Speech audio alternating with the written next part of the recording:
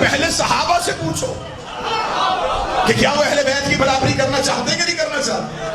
کیا صحابہ نے بھی اپنی ساری زندگی میں کہا تھا کہ ہم بھی علی کے برابر آئیں گے، ہم بھی آل محمد کی برابری کریں گے؟ اگر صحابہ نے یہ جملے کہے تھے، یا پھر اپنی کتابیں دریا میں بہا دو، نہ تیری آنے والی نسلیں پڑھے، نہ تیری آنے والی نسلیں گونگی ہو جائے، نہ انہیں حقائق کا پتہ چلے۔ جب ایک بہت بڑے بندے کے بیٹے سے میرے مولا حسن نے کہا دیا چل چل چل، تو میرے نوکر کا بیٹا ہے، تو میرے نوکر کا بیٹا ہے، تو میرے نوکر کا بیٹا ہے، اسے جا کے باپ کو شکایت کی تھی، اسے کہا لکھوا کے لے آ۔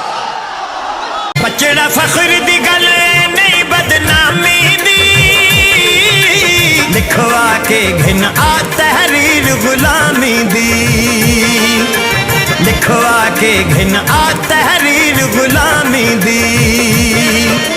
حضرت عمر نے اے گل کر کے سمجھایا، نوکر تے سردار برابر نہیں ہوندے، سب بندے سرکار برابر نہیں ہوندے۔